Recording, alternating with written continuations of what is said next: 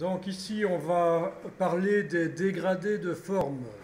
Une fois qu'on aura vu ce que sont les dégradés de forme, on va créer une espèce de branche d'arbre avec. Et une fois que la branche d'arbre sera faite, on va la transformer en forme artistique pour créer tout un arbre. Parce qu'en fait, un arbre, c'est plein de branches de différentes tailles, mais elles se ressemblent toutes. Voilà. Donc, je vais vous demander dans Google Images de taper ceci. Donc là, je recherche toutes les images. Je n'ai pas fait de filtrage pour dire que je ne veux que les photos ou que les clip art. Donc, pas de filtrage. Vous tapez ceci. Alors, je vais choisir deux images.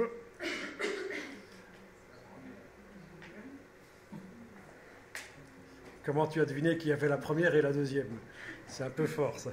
Alors, je vais par exemple prendre celle-ci et il y en a une autre qui est intéressante, c'est celle-ci. Voilà, donc je vous les mets côte à côte, comme ça vous allez pouvoir les repérer.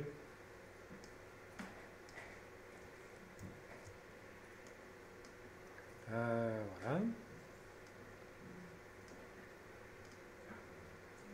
Et voilà.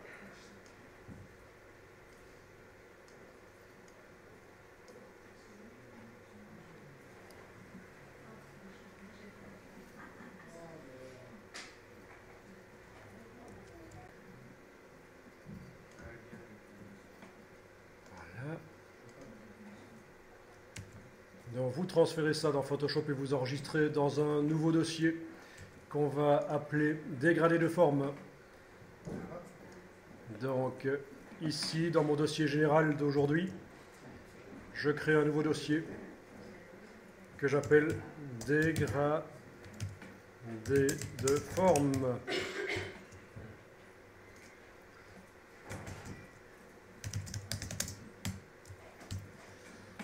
Voilà. Et ici,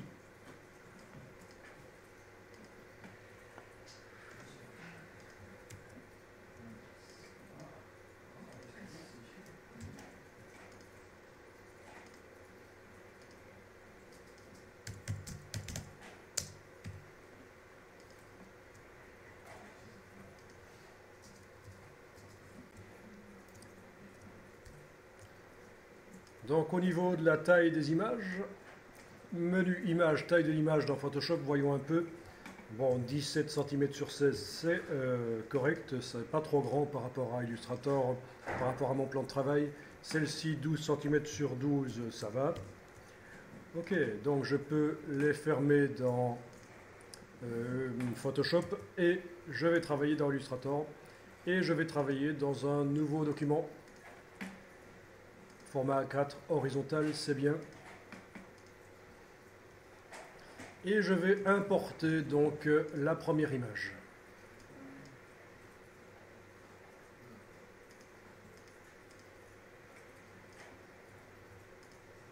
Voilà.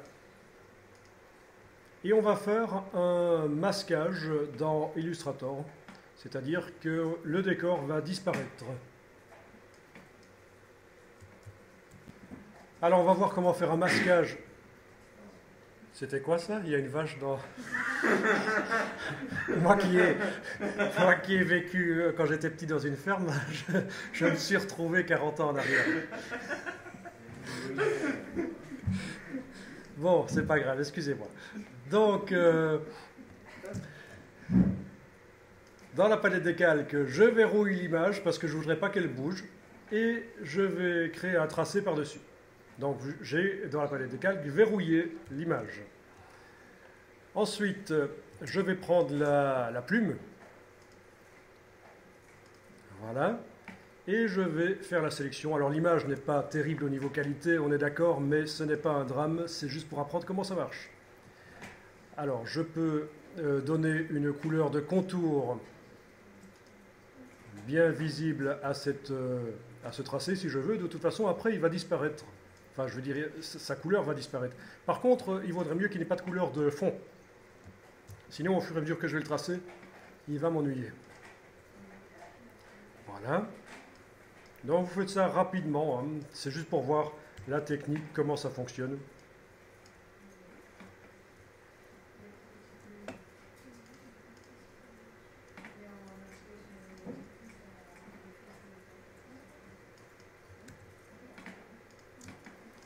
Donc évidemment, ça demande un peu de connaître le fonctionnement des tracés dans Illustrator.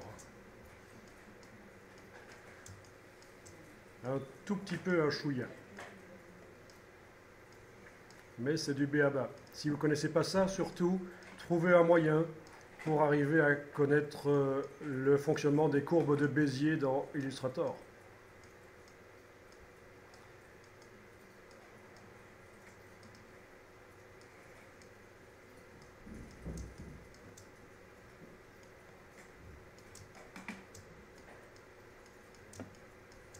C'est à peu près, hein. Ici, on fait les choses rapidement pour voir comment ça fonctionne. Donc, si je fais le tracé ici, le but, c'est de m'en débarrasser de me débarrasser du fond. On est en train donc de voir comment faire du détourage dans Illustrator.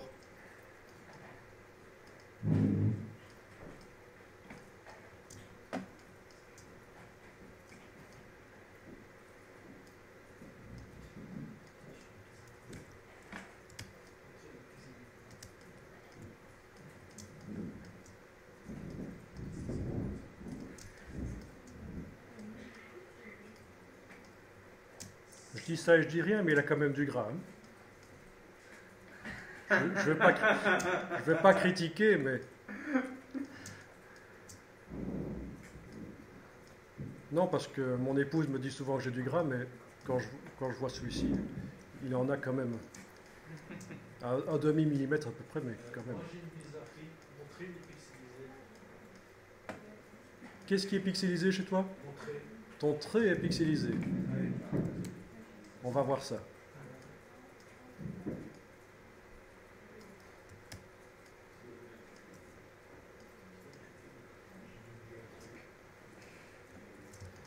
Bon. Alors, intéressant celui-là parce qu'il a des trous. Donc je vais aller faire un trou. Ben oui, il ne faut pas oublier ça, hein. Il ne faudrait pas oublier le trou à cet endroit-ci et celui-ci également.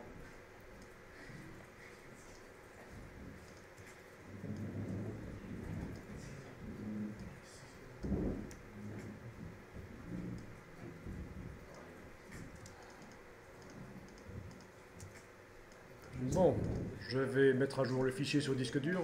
Ah ben je ne l'ai même pas encore enregistré en fait, donc je vais l'enregistrer dans le dossier dégradé de forme. Je vais appeler ça danseur.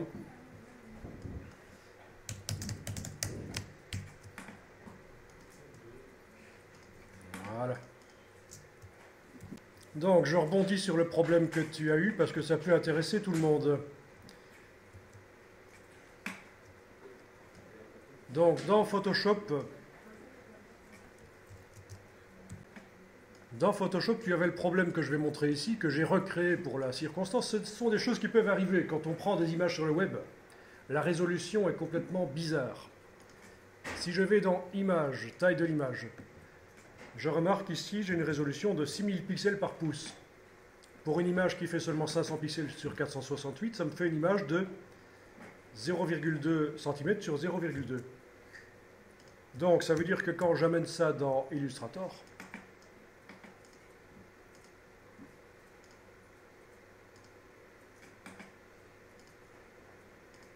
ça me fait ça. Ça, c'est mon image de 0,2 cm sur 0,2. Elle est bien là, mais problème. Donc, ce sont des choses qui peuvent arriver avec les images qui viennent du web. Donc, dans ce cas-là, évidemment, ce qu'il faut faire, c'est image, taille de l'image, en ayant rééchantillonnage décoché, parce que le nombre de pixels de l'image, il ne pose pas de problème. C'est la dimension qui pose problème. Donc, je ne vais pas cocher ceci pour modifier le nombre de pixels de l'image. Par contre, je vais indiquer ici que, par exemple, elle fait 14 cm et non pas 0,2. Et donc, je passe de 6000 pixels par pouce à 90. Donc, quand j'enregistre et que je réimporte, parce que ça ne se met pas à jour si jamais l'image est déjà importée dans Illustrator, il faut absolument que je réimporte Donc là, la dimension est correcte par rapport à ma page A4. Donc voilà, ce sont des choses qui arrivent.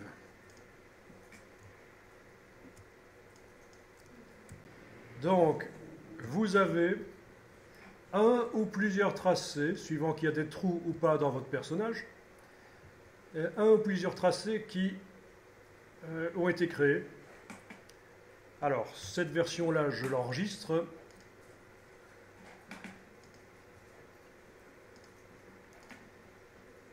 Par sécurité, je la garde et j'enregistre sous un autre nom. Donc, je vais travailler sous le fichier que je vais nommer, par exemple ici, 02. Ça veut dire que si je foire ce qui va suivre, j'aurai toujours mon fichier danseur sans problème.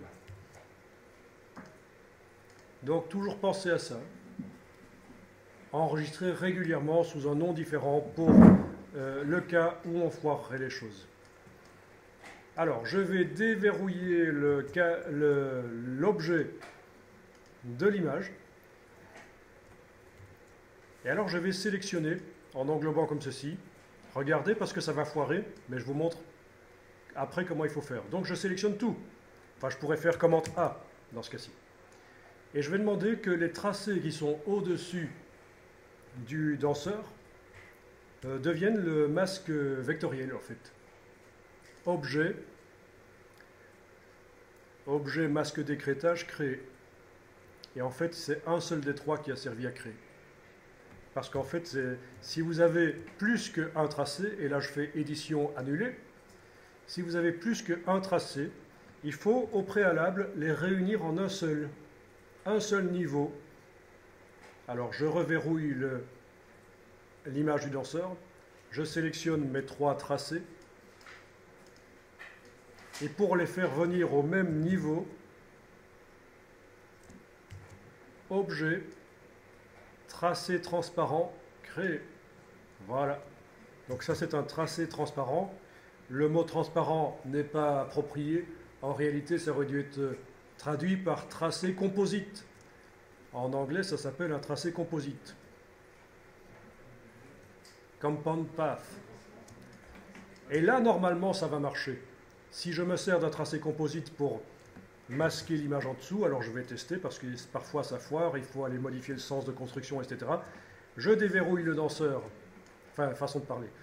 Hein, et puis je sélectionne le tout, et puis masque d'écrêtage, créé, et voilà. Ça a marché. Donc un seul objet, si le danseur, sa silhouette est composée de plusieurs objets, vous devez absolument les réunir en un seul par objet tracé transparent créé, et vous en servir ensuite comme masque. Donc si je demande ici l'affichage d'afficher le damier transparence, on voit bien qu'il est transparent autour. Donc voilà comment vous allez pouvoir faire un tracé de détourage dans Illustrator. Je ne vois pas de tracé transparent, moi. J'ai tracé tout court. Voilà, et on peut aller corriger ça à la plume si on veut après. Je vous ai pas dit, mais c'était évident qu'il fallait que le tracé qu'on crée aille mordre sur le danseur. Enfin, façon de parler. Évidemment. Donc ici, je vais masquer le damier de transparence et on va enregistrer ce danseur sous le nom danseur seul. Voilà, parce qu'après, on le mettra avec l'autre danseuse. Donc danseur seul. Donc vous gardez bien le fichier Illustrator danseur.ai que vous avez créé précédemment. Il nous servira. Et là, on fait danseur seul.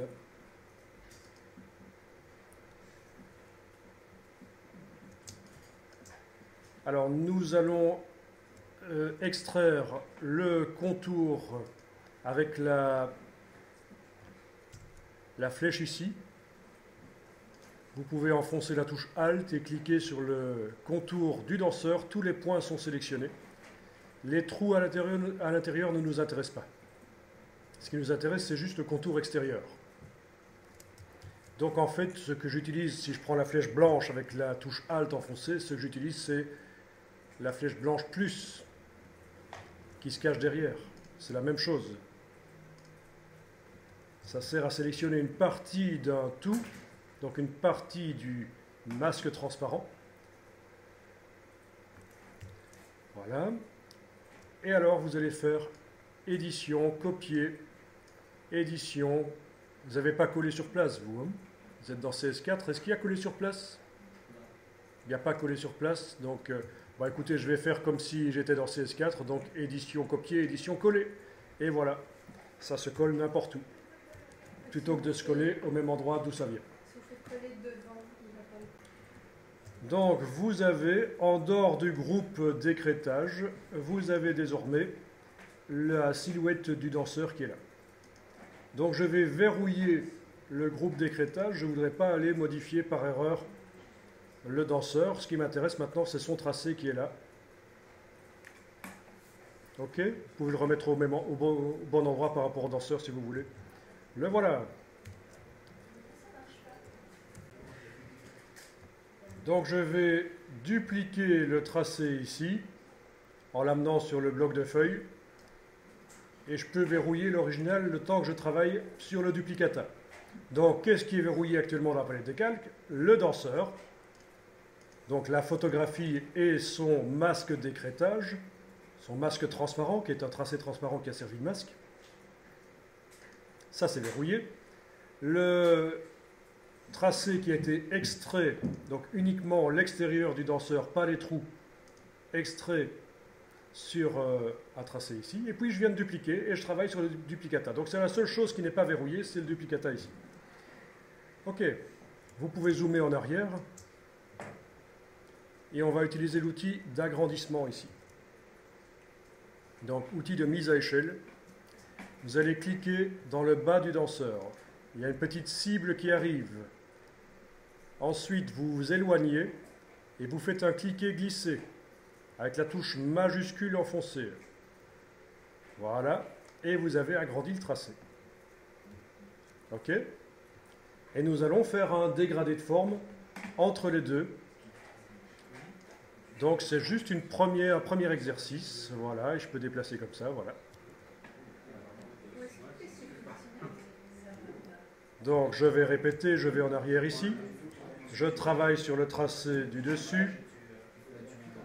Il est sélectionné. Outil de redimensionnement. Alors oui, si vous avez votre palette des outils en une colonne et la mienne en deux colonnes, vous ajoutez à la difficulté. Donc mettez-la en deux colonnes si je l'avais en deux colonnes.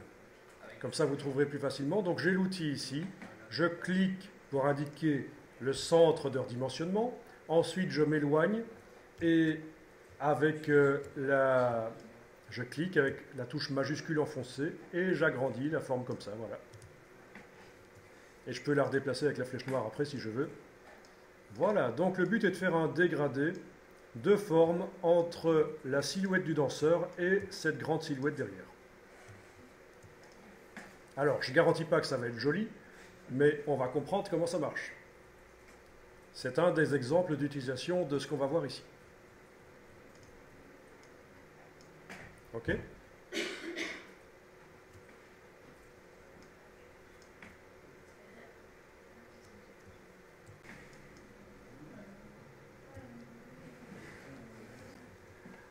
Alors, on va donner à ce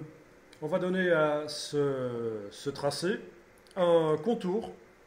Donc, j'active dans la palette des outils la case qui concerne le contour, donc elle est en premier plan.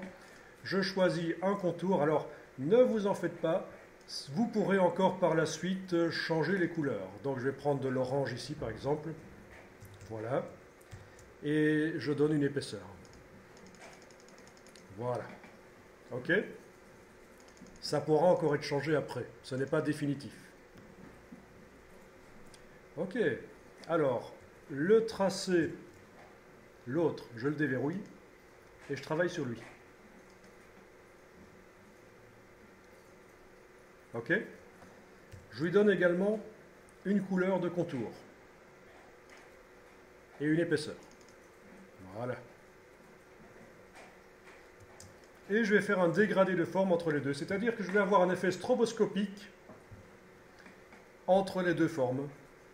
Alors ce serait peut-être une bonne idée d'enregistrer avant de faire ça, comme ça si jamais ça foire, vous aurez au moins la version précédente enregistrée.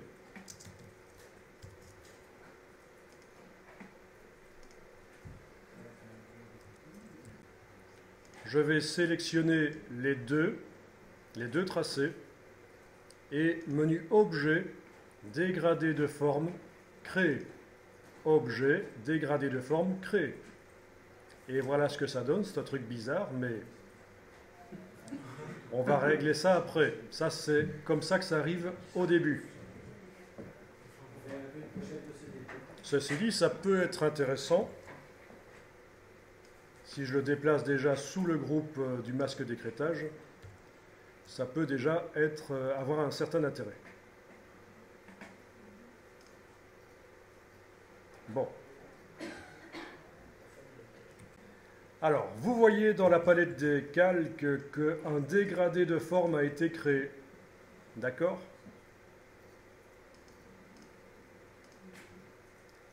Bon.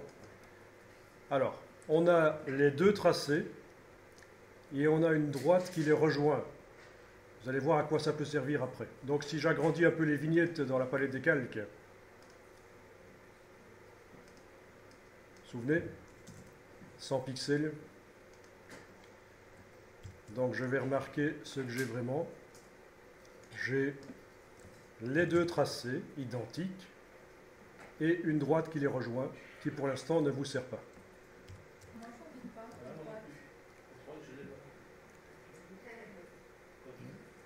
Alors si vous n'avez pas la droite, on va quand même continuer et on verra après si ça marche. Donc, quand vous sélectionnez, vous ne voyez pas la droite ? Quelque part, vous ne voyez pas une droite qui traverse tout ? Non ? Ok. C'est pas grave, on continue. Vous avez sélectionné le dégradé de forme.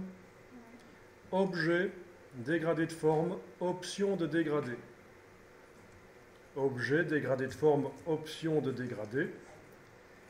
Voilà. Et ici, vous allez choisir comme méthode étape. Ici, vous pouvez cocher la case aperçue et changer. Vous pouvez par exemple mettre 25 étapes, touche tabulation pour valider. Et voilà, ça vous fait des effets stroboscopiques.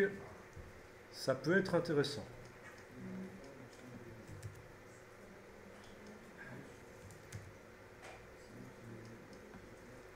Donc, en fonction de différentes choses, vous choisissez un nombre d'étapes plus ou moins différents. Par exemple, je vais choisir 20 ici. OK. Donc, j'ai un dégradé de forme de 20 étapes. Ça veut dire qu'entre ma silhouette petite et la grande, il y a 20 silhouettes qui se créent progressivement. Voilà. Donc, ce qui pourrait être intéressant, c'est que vous fassiez passer le dégradé de forme sous le personnage, dans l'empilement des calques. Comme ça, le personnage reste visible. C'est quand même intéressant qu'il soit là.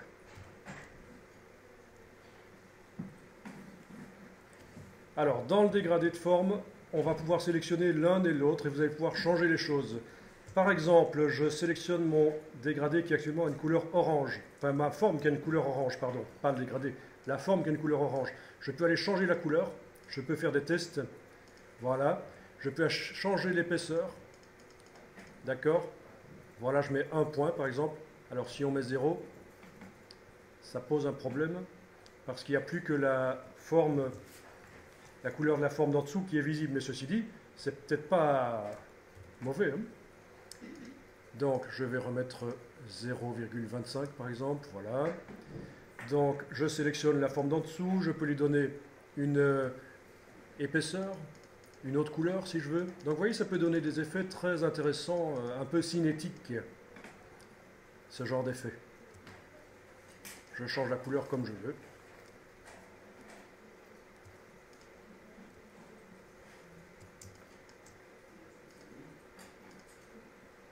Voilà.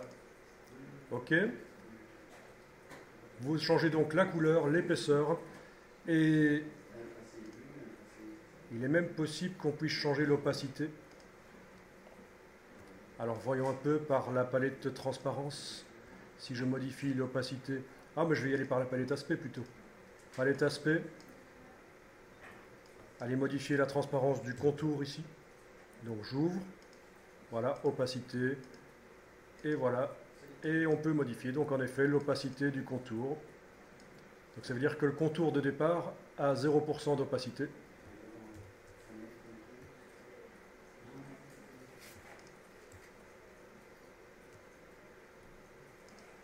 Je sélectionne celui de l'extérieur, je change la couleur, l'épaisseur, etc. Donc voilà.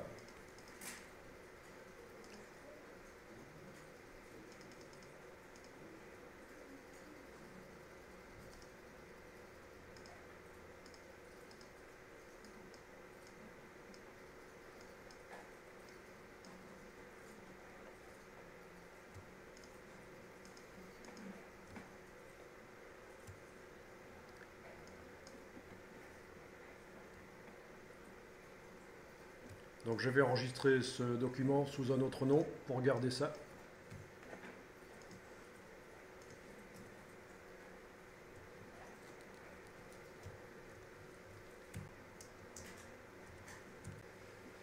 Alors, vous pouvez sélectionner l'extérieur, le tracé qui est à l'extérieur. Donc vous avez compris qu'il n'y a que deux tracés qui sont accessibles. C'est le tracé, le petit, là. Le petit qui est là, autour du personnage, qui n'est pas visible chez moi parce que je l'ai mis à 0% d'opacité, via la palette aspect ici. J'ai mis le contour à 0% d'opacité, donc je ne le vois pas sur la vignette, mais il est vraiment là. Si j'augmente l'opacité, je vais le voir apparaître sur la vignette. Voilà, il apparaît sur la vignette. OK. Donc, vous avez les deux tracés, vous allez pouvoir modifier par exemple la position et la dimension du tracé extérieur, le plus grand. Donc, vous allez pouvoir gérer l'effet et être créatif. Donc, c'est un peu lourd. Donc, avec la flèche noire, je peux le déplacer comme ceci. Voilà. Et je peux faire des tests. Qu'est-ce qui se passe si je le mets comme ça, comme ça? Qu'est-ce qui se passe si je le diminue sa dimension, comme j'ai fait tout à l'heure, ou si je l'augmente.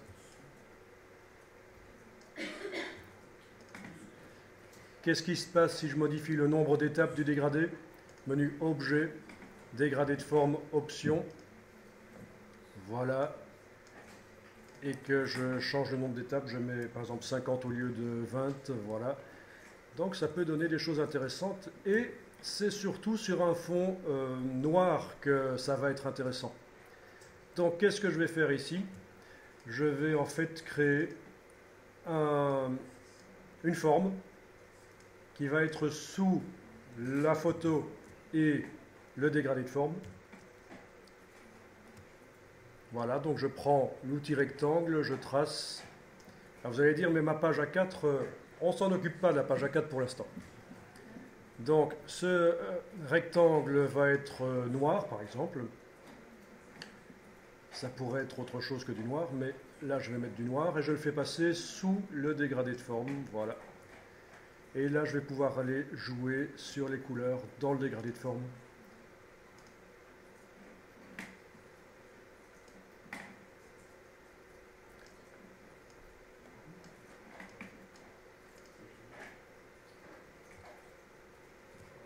Les couleurs de contour, parce que là j'avais mis une couleur de fond, c'est pas bon.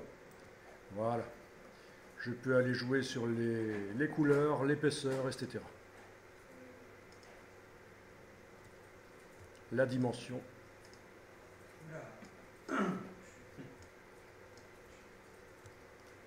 Voilà.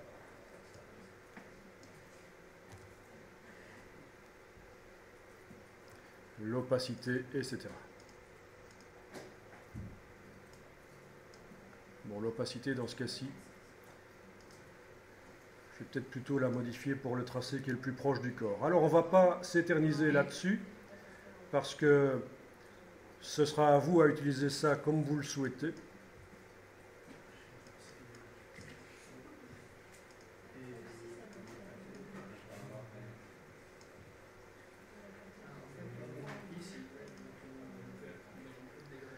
Voilà, alors, vous voyez, ça fait penser un peu aux affiches. Ça a été une mode dans la fin des années 70, ce genre d'affiches où on avait des tracés mécaniques comme ça et réguliers.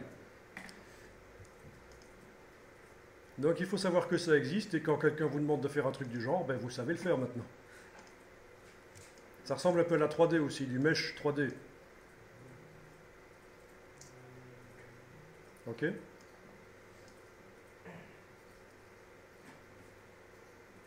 Bon. Ça va, pas de questions, ça marche?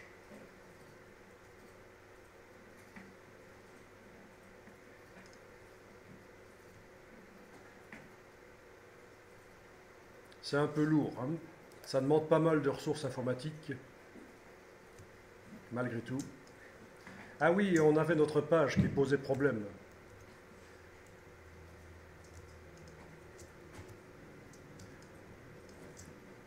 Notre page A4, d'accord?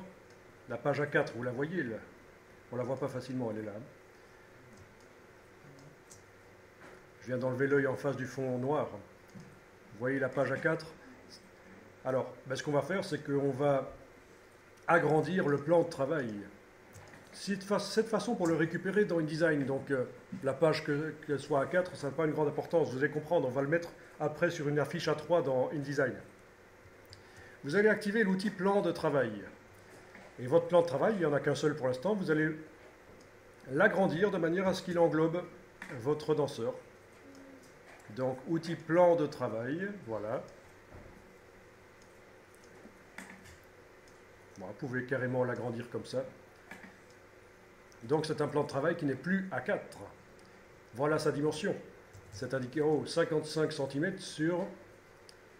Non, attendez, ici. Ça, c'est la position XY, c'est pas intéressant. Largeur 46 cm et hauteur 56 cm. Donc, on est très loin du format A4 original, mais ce n'est pas grave.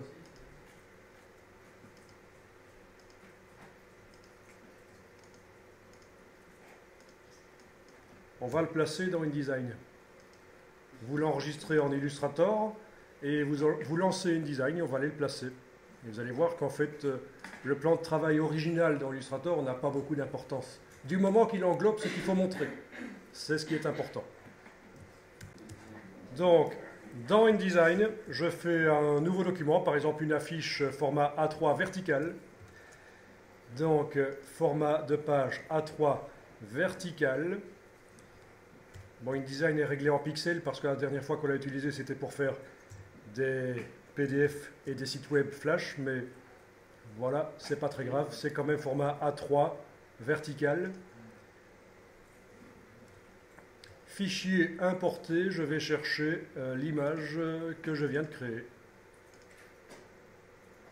Donc c'est l'image danseur seul 04 dans mon cas. Vous voyez que je classe par date de modification et je tombe d'office sur celui que j'ai enregistré tout à l'heure, 16h05, il est 16h08, donc c'est bien celui-là. Voilà. Et je peux tracer comme ceci. Et voilà, c'est mon fond, c'est ma page, c'est mon affiche. Transformation manuelle si je veux agrandir.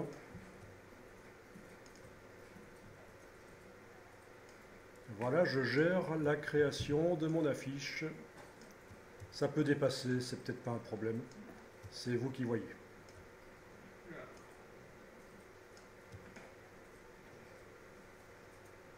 Voilà, donc ça devient de la création dans InDesign. On continue la création dans InDesign, ajouter du texte, etc.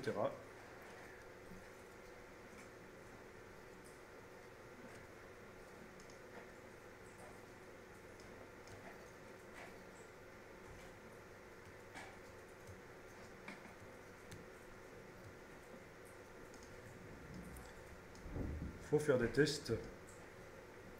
Il faut voir ce qui donnera le mieux. Peut-être qu'on peut déroger aux règles et le mettre assez bas dans la fiche. Enfin voilà, c'est vous qui voyez.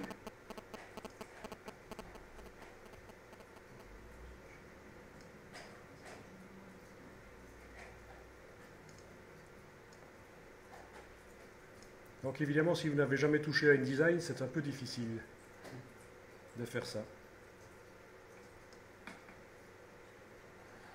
Ok, bon, affiche minimaliste. J'enregistre ça pour les exemples.